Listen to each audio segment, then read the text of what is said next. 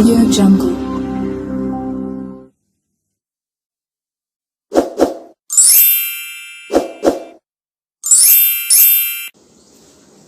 Oke, melanjutkan ini kemarin ini kan terkait dengan pengelolaan dari hasil ganti rugi pelepasan aset KIC itu ternyata menjadi diskusi yang menarik, dan ini harus kita cermat sekali untuk bisa paham secara utuh, tidak sepotong-potong. Dan ini harus semuanya kita bijak dan dewasa untuk menyikapinya, jangan kemudian sampai ada praduga bahwa ini akan mengarah kepada siapa, tapi kita harus berpikiran jernih. Semangatnya adalah untuk menyelamatkan aset masyarakat, yang mana ini adalah bagian dari akuntabilitas pemerintah kabupaten. Nah, pada aspek pengelolaan hasil ganti rugi, yang mana itu sudah nyata di angka 550 ataupun bahkan bisa 561 miliar, sebagaimana yang di media Wasan pada waktu awal dulu diberitakan bahwa pencurian itu 561, angka itulah yang kemudian menjadi patokan.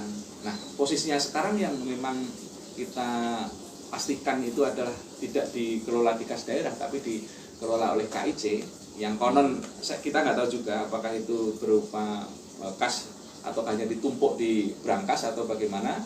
Ini kabar yang kami terakhir adalah didepositokan. Nah, dengan deposito itu sebenarnya kita berkira nih, jadi kalau deposito dengan nilai 561 miliar dalam kurun waktu mungkin efektif mulai dibutuhkan bulan Januari 2020 sampai dengan 1 tahun pasti kontraktualnya, itu ada hak yang harus diterima sesuai dengan Perda nomor 3 2019 tentang Perumda KIC.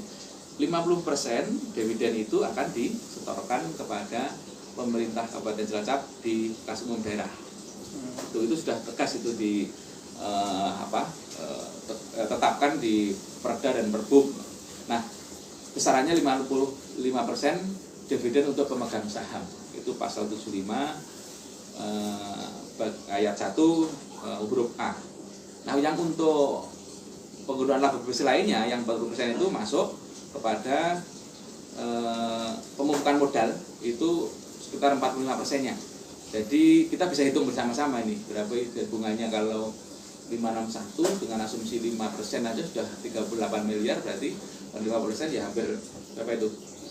30 berapa itu? Hampir 35. 38 bagi 2 lah ya, berapa itu?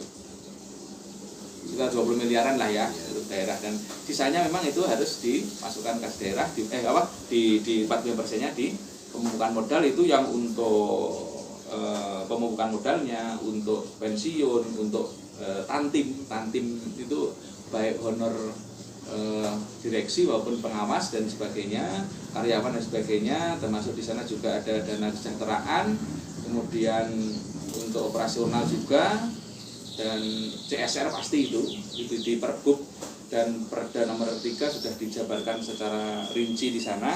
Nah, sekarang kita harus berpikir mulai kritis ini semuanya, karena memang dana itu sudah tersedia, maka kami dorong sebenarnya untuk kita menghitung untuk anggaran 2020 itu pemasukan dari KIC itu sudah jelas, tidak lagi asumsi tapi sudah pasti ini, karena angkanya kalau memang deposito umpamanya ini 5% sudah angkanya sudah pasti, dan itu tinggal nunggu waktu saja.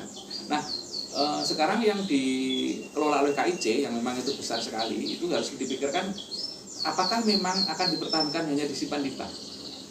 Kalau disimpan di bank ini sungguh bagi kami merugikan, karena KIC nyaris sebagai perumda sesuai dengan Perda nomor 3 itu tidak ada aktivitas apapun sesuai dengan kewenangannya, karena hampir 2/3 asetnya berupa tanah itu sudah dilepaskan kepada Pertamina melalui proyek RDMP-nya. Nah, pemerintah kabupaten dan dewan kami berharap untuk memikirkan bahwa ini harus diupayakan dana yang tersimpan itu, kalau memang benar di KIC disimpan di rekening, silahkan untuk dipastikan bahwa memang ada ini sah dan pengelolaannya transparan. Nah, kalau kemudian ada wacana lain yang kemudian lebih kompetitif ditarik ke kas daerah, itu hak prerogatif direksi atas persetujuan Bupati selaku pemilik modal. Nah, kalau kemudian ditarik ke kasda sungguh luar biasa karena hampir 100% kalau didepositkan umpamanya ini itu masuk sebagai bunga itu masuk kas daerah utuh. Nah, lepas dari posisi itu yang nilai ganti rugi 561 atau 550 itu memang harus dipikirkan ke depan. Kalau memang di bank itu kompetitif silakan ditetapkan dan atas persetujuan DPRD. Tapi kalau tidak, itu harus segera ada upaya untuk memikirkan mencari lahan baru, yang mana lahan baru itu nantinya sebagai pengganti. Tapi ini ada problem lagi, sewaktu lahan baru itu dicari, kita juga harus menunggu pengesahan Perda RT RW yang sekarang sudah dibahas, harus ditunggu lagi untuk jangan sampai ada kesalahan lagi kita membeli tanah tapi ternyata tata ruangnya belum masuk zonasi untuk industri begitu. Nah, ini harus dipikirkan bersama-sama, jangan sampai kita saling menunggu tapi tidak ada kepastian tentang dana itu hanya disimpan di bank tapi tidak memberikan kontribusi positif bagi masyarakat terutama untuk peningkatan PAD begitu. Nah, ini kita harus berpikir sedikit kritis dan harus segera memikirkan, karena bukan dana kecil ini dana besar luar biasa. Jadi jangan kemudian ada persepsi yang negatif terkait siapa yang menyerahkan ini untuk menyerang si A dan B, sama sekali tidak. Justru kami memperjuangkan masyarakat yang sudah tahu dan ini hak masyarakat, saya kira kurang lebih itu.